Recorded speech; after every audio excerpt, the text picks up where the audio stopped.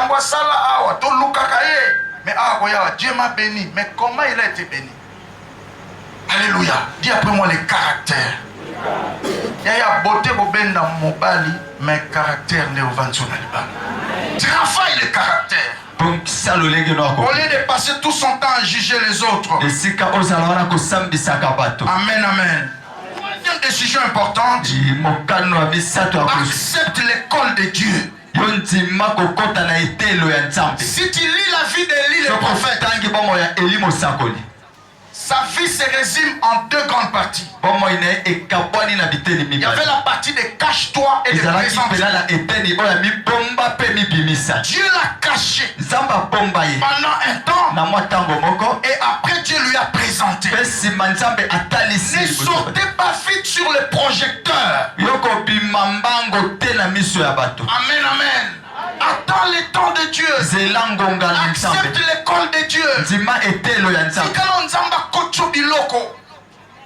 Jésus pour un ministère de 3 ans devait être caché pendant 30 ans. Pendant 30 ans.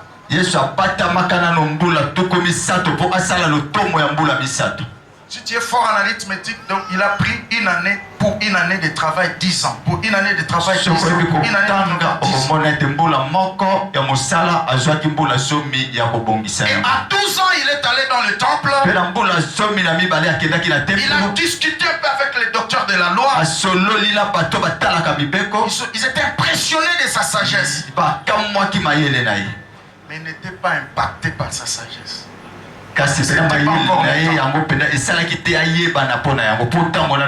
Amen. Si tu veux sortir avant le temps, tu vas juste impressionner les gens. Tu vas toucher les émotions des gens. Mais tu ne vas pas transformer les vies. Tu ne vas pas impacter les vies. Amen, amen. À 12 ans, il pouvait émotionner les gens. Mais sans impacter. J'aime dire encore qu'à 12 ans, Jésus voyait les malades. Il pouvait les guérir, mais il n'a pas guéri les malades. Il voyait les lépreux, les gens mouraient. Il est né Dieu. Il pouvait aussi ordonner à un mort de ressusciter. Mais il n'a pas fait ça. Il a attendu le temps. Reste dans l'école de Dieu. J'attends quelqu'un dire Amen. Quand Dieu aura fini sa mission en toi, il va te donner accès à aller plus loin. Amen, amen. La Bible dit dans Ecclésiaste 10, verset 16. Malheur à toi la nation dont le roi est un enfant. Malheur à toi la nation dont le roi est un enfant. L'enfantillage dont on parle ici, si tu remontes dans l'original, dans les textes originaux, l'enfantillage là, c'est l'immaturité. Dis à ton voisin, avec Dieu on ne triche pas. Respecte l'école de Dieu. Donc on a un projecteur qui nous a famille monier. Lorsqu'on a pas un poids spirituel à ma longate, à côté de ma bébé. Est-ce que tout le monde a sur le bas? Amen. Ce sont des choses que je vais commencer à expliquer à partir de demain. Au départ, Dieu va te demander beaucoup de sacrifices. Pour te tailler, pour te briser. Avec le temps, au moins la psycho est changer. Et comme un sacrifice, quel résultat est belé? Est-ce que tout le monde a le bas? Amen. Au moins David, ebandeli nzamba senye ba sacrifice à ma casa au bomba ba ours na ba lion. Yo kutana lion au bomba ena boy. Sancha wata manzaka. Ou bobundika boye obomie sancha wata manzaka. Certainement ça qui na ba trace manzaka. Quand j'ai fini mon travail ici, il y a quelques semaines à Lubumbashi, le pasteur m'a invité à visiter Zo. Papa, to petit lion. Abi on no bokota na moi ka voilà ça. Quand on entrait comme ça, il a crié. On a pris fuite. C'est comme Bible le David a gagné et l'ogoa. Ah, papa, Manzaka, c'est ce que Dieu va te demander au départ. Alléluia. Beaucoup de sacrifices. sa voisin tika kolela bunda. On m'a mis destiné à te belé. Il y a certains pourquoi où il n'y a pas toujours des basques sur le chemin de la destinée. Bientôt tu comprendras et tu diras que c'était difficile mais j'ai réussi. Alléluia. Dieu te demande beaucoup. Parce que on relate l'histoire d'un pasteur aux États-Unis. J'étais à 2 en mission évangélique. L'autre, le plus jeune, l'autre était vieux. Le plus jeune pour que la gloire de Dieu descende. Il ne faisait pas d'effort. Pafandi, hôtel Moko, les jeunes a damé la néga au Sakanate. Mais qui dans la salle Boitomboli, Dieu va toucher les gens. Et les gens tombaient partout.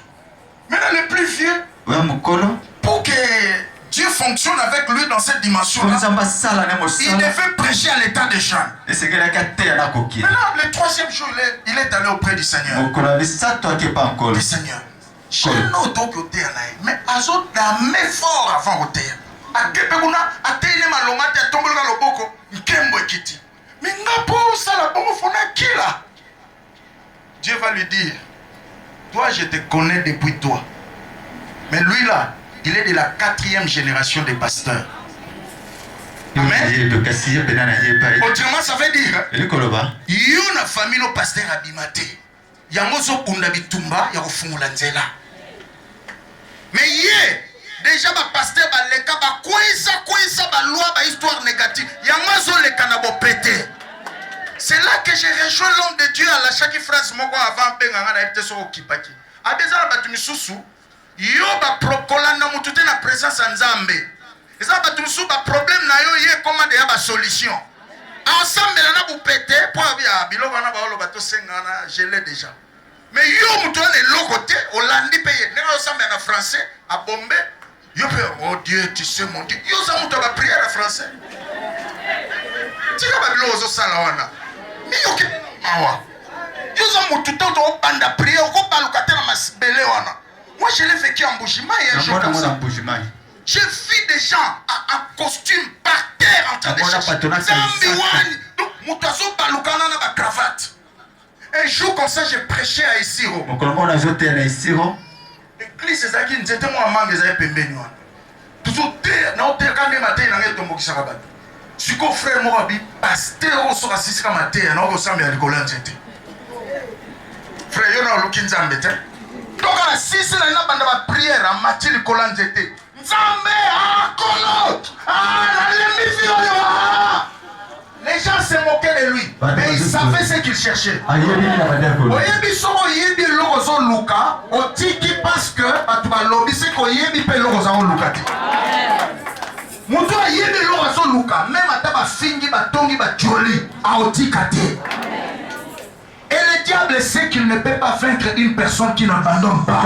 Et tous ceux qui réussissent ont un seul dénominateur commun. Ils n'abandonnent pas.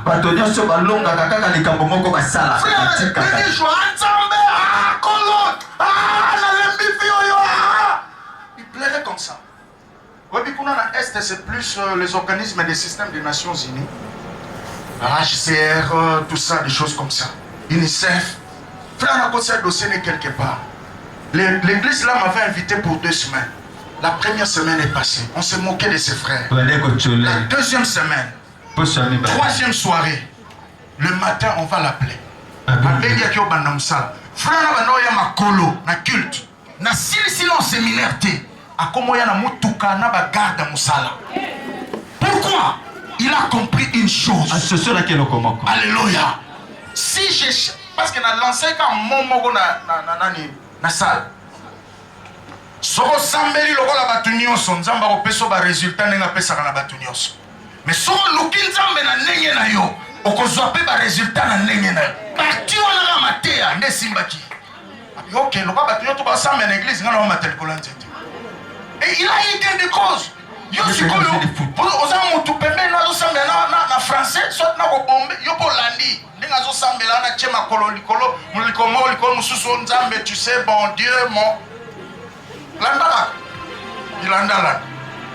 Est-ce que tout le monde je suis en train de chuter vers la fin. Quatrième décision maintenant, ceux qui suivent. Quatrième décision. Devenez semeur. Amen. Pour ne pas répéter l'histoire de votre famille.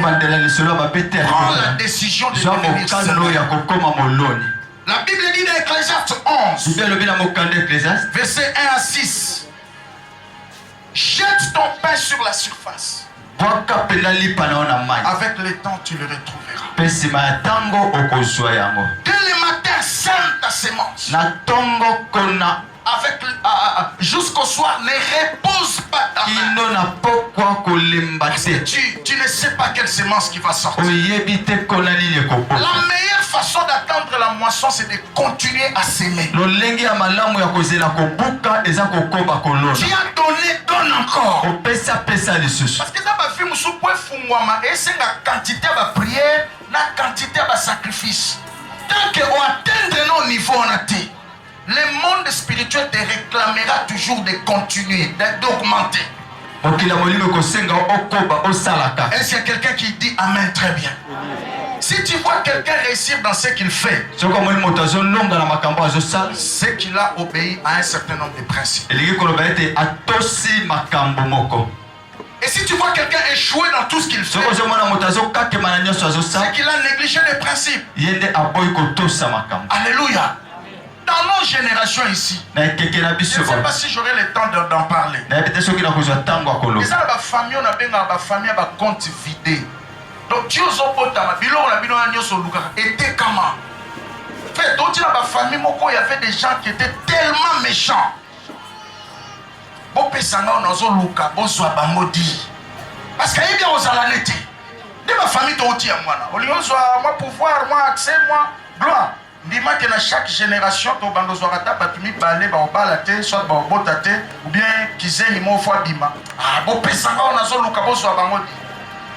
nous sommes venus des familles vendues, sacrifiées. On aura le temps peut-être à les développer plus tard.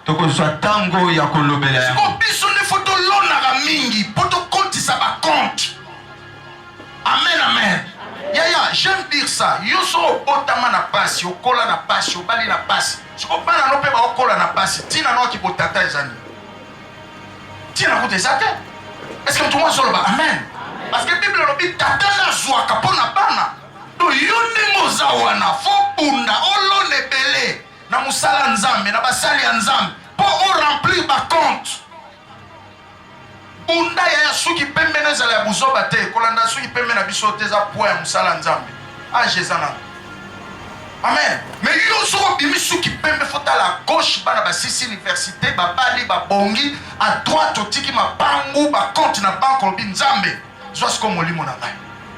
Est-ce que tout le monde nzambe so lobela? Nous devons beaucoup s'aimer. Nous devons bâtir des hôtels. Amen, amen. Parce que hôtel est un intermédiaire entre Lola et Nasiamabele.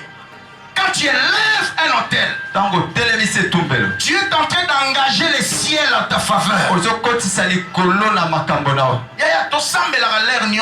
Mais l'offrande peut te donner l'accès là où la prière ne peut pas arriver. J'attends quelqu'un dire Amen. Ah oui. Tous à la semeur. Soit un semeur. Donc moi là tous soit comprendre ma camboyo. Au moins balobi muke apesi. Balobi muke apesi. Oh alaxarani une église non. Alax loroté. Azo lax sa place à Outa. À Outa ne loroté mais muke azana onzambe na pesi. Yango zo pesa. Et j'aime toujours dire, celui qui donne par amour, il ne s'arrête jamais. Il donne parce qu'il aime le Seigneur. Personne ne peut l'arrêter. Celui qui sert Dieu aussi par amour. Personne ne peut l'arrêter. Par contre, décourager facilement. Dis à ton voisin, apprends à s'aimer. Apprends à s'aimer.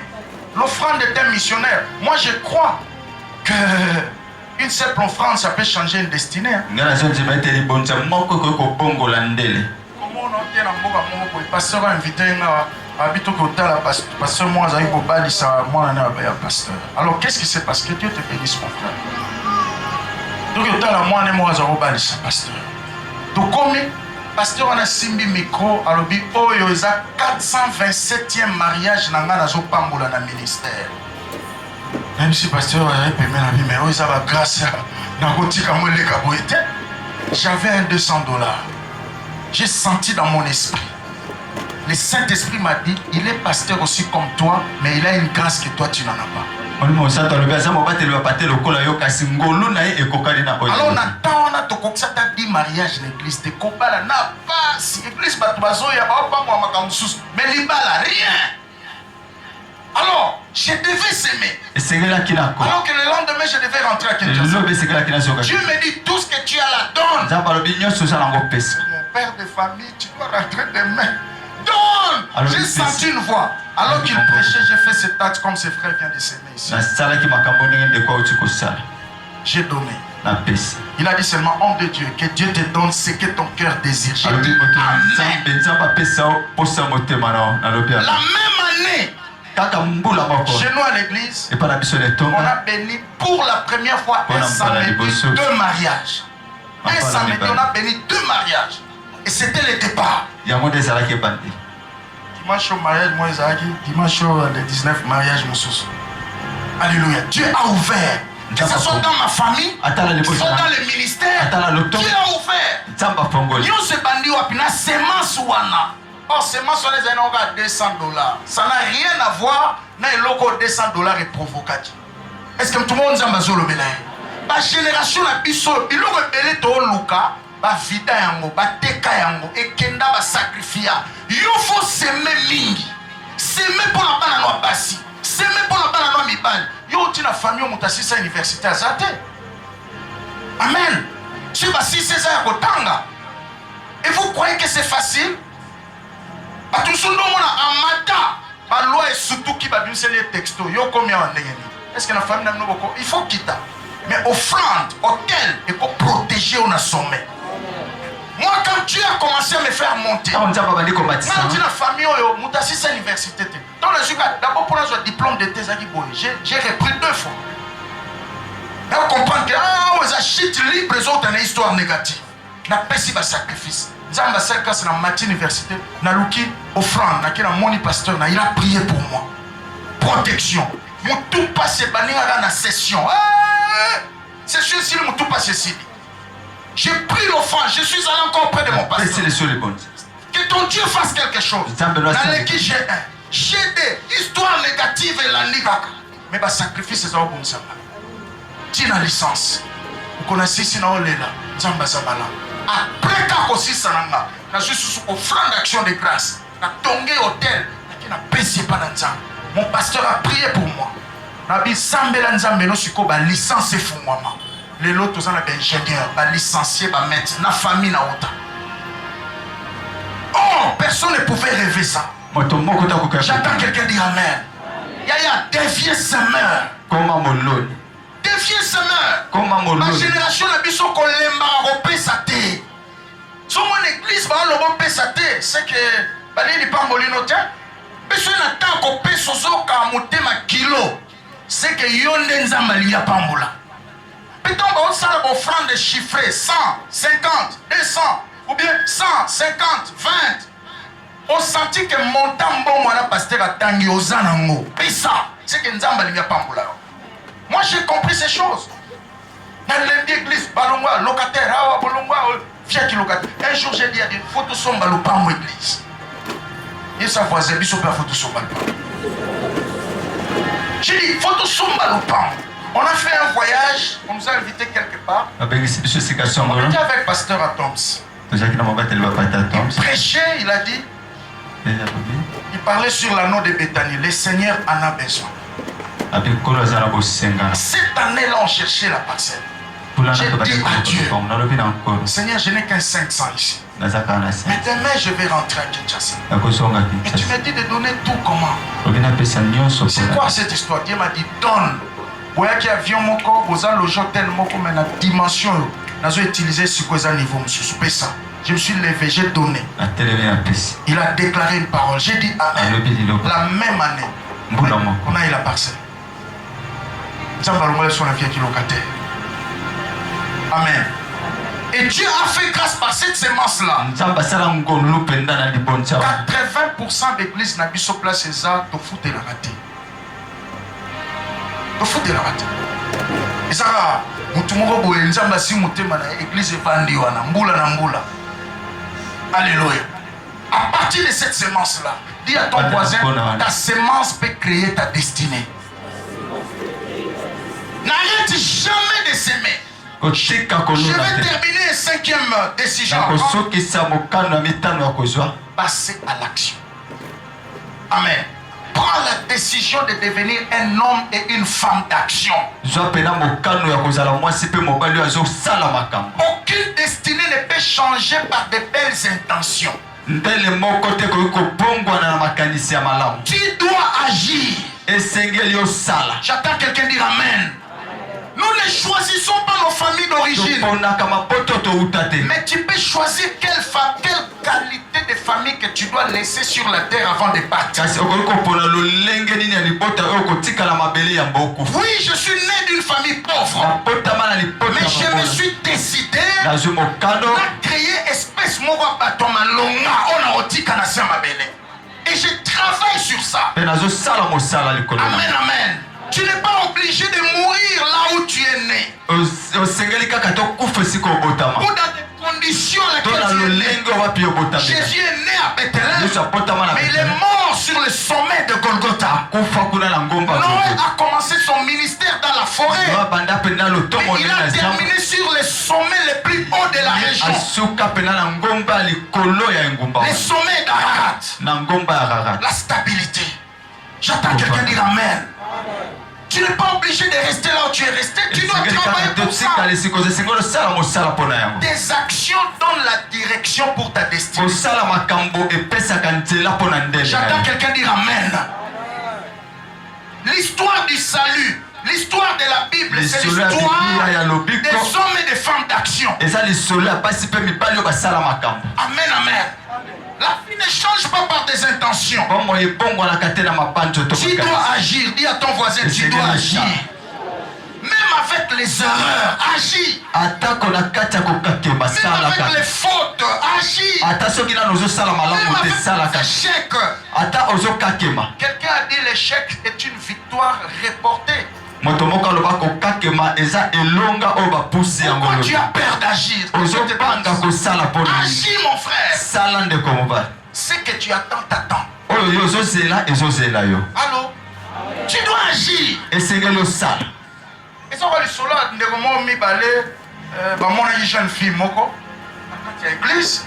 De comme ça c'est une intention de lingaé pas comme moi siné. Mais de comme ça soit que direct. Sœur, na s'appelle na yo comme partenaire à destiné nanga des trucs tout ça la route en ça. Frère à quoi, sœur à quoi. Allez, balinga na bangona. Un jour ba sœur na nzela, frère on se croise une intention au linga sœur à fâcher. Abi, nino li moi sinon. Ba discuter wa. Li comment non mais pasteur. Allez, papa Godé. Allez papa Godé. Moi c'est quelle intention? Il relinga sœur, mais na mon frère, ba on me banana. Ma quelle leona. Papa Godé a visé là, c'est la frère. Frère, yo, Olina sœur, sœur, Olina frère, bon, frère, yo, si on fait ça, sœur, au solo là, ok, tout droit, ok, na action, nazaka na idée, na ressemble là, na moni na noto, na vision, mi frère, bima le bureau. Alléluia. Il y a des gens qui sont comme ça. Il n'a jamais passé en action. La Bible dit Moïse devenu grand. Il a refusé l'identité égyptienne. La grandeur dont il est question ici, c'est la connaissance. J'attends quelqu'un dire Amen. Alors retiens quelques mots sur l'action et on va terminer. Premier mot ou première phrase. Avant l'action, on te taxera de tout le monde. On te donnera n'importe quelle identité jusqu'à ce que tu agisses. Ce sont tes actions qui révèlent votre vraie identité. J'attends quelqu'un dire Amen. Ça c'est très important. Deuxième phrase que tu dois retenir concernant les actions expriment le niveau de votre foi en Christ. Amen. Tu peux nous dire tout ce que tu veux. Mais tant que tu n'agis pas, nous n'allons pas comprendre que tu as la foi en Christ. Amen, amen. Et troisième phrase que tu dois retenir, tes actions feront que les autres... tes actions feront cesser les débats. Amen, amen. Moto akoki koboya elongi na yo, makoboya misala na yo te. Frère, sois un homme d'action. Et quand quelqu'un te demande un service, fais-le bien. Amen, amen. C'est comme un biloko en attendant. Parce que tu ne sais pas après là qu'est-ce qui va arriver. Ma soeur, frère Ajuyo fiancé à ça l'erreur, amenyo par bango batike le olamba. Benga maman na téléphone na kocho ba formule. Ni ata biloko bien. Parce que yebite sima on attend sur sa confirmation li balambala moko. Est-ce que ndoko mwasi mwa zozo mayela? Soki mutu mo ba sengi au service o yebi ko sala. Sala yango bien. On a peine à tabiloko pour notre deuxième invitation. Ah mais yo kan ça qui dit. Oh yo kan si dit. Oh papa première fois na roté ya bon si on a regardé ba maté ga ndengona. Non. Est-ce que tu vois sur le bamel? Moi je te dis des choses parce que nzamba sali ngolu ba place mi to ke ngoté parce que bengo susu pas ko bengo susu. Pas ko bengo susu. Alors taille moi le Lubumbashi on a été sur combien de voyages na za mosu na mututi.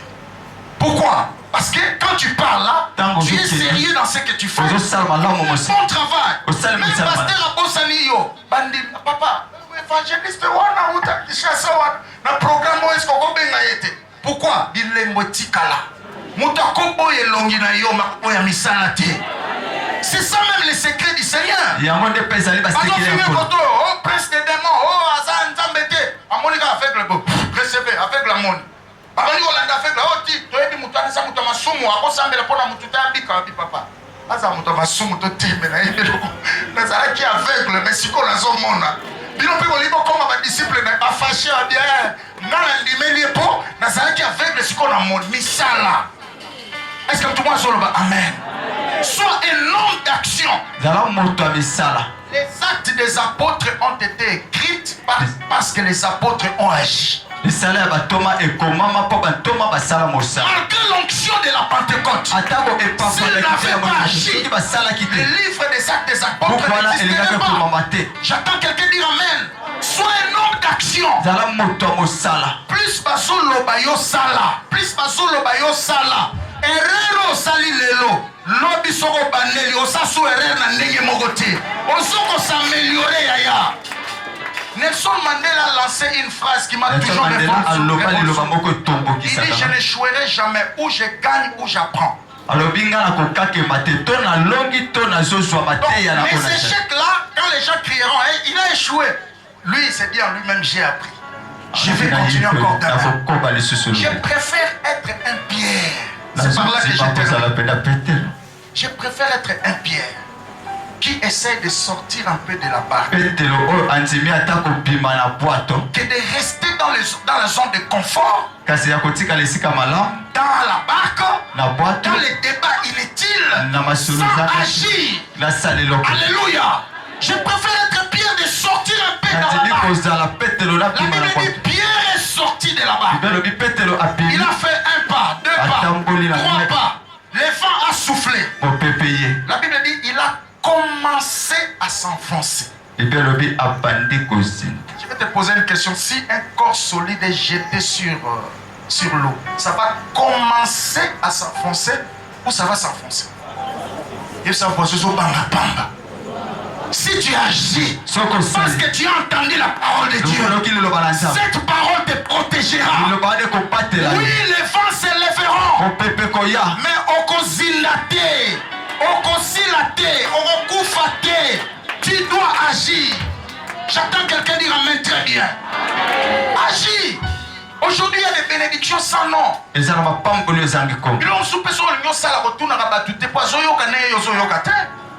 Est-ce que tout le monde a besoin de moi, je suis à suite décision au monde à Yesu. A bandi ko tambola. Histoire on est salamate avant et après. Ayega simbi et lamba Yesu pas abiki muta salamote. Frère, il y a des bénédictions sans nom. Ça peut commencer avec toi. J'ai dit amen à ta place. Toute la famille m'a bête, tu dois agir. Entre dans les actions. Ce soir, nous voulons prier. La prière que tu dois faire, que Dieu t'aide à parvenir, à devenir un homme de décision. J'entends quelqu'un dire amen très bien. Lèvons-nous là où nous sommes. Tout esprit qui t'envoûte pour ne pas te décider, nous allons t'en débarrasser ce soir. Alors que nos mains sont levées, nous remercions le Seigneur. Je sens une atmosphère de la gloire de Dieu. Si Dieu traînera à te toucher ce soir, si Dieu va traîner pour te toucher, peut-être toi tu traînes à te concentrer. Élève le niveau de ta sensibilité. Nous allons lancer nos prières en direction de notre volonté. Mon frère, ma soeur, le manque de décision est un démon. C'est une possession grave. Si tu n'arrives pas à comprendre cela,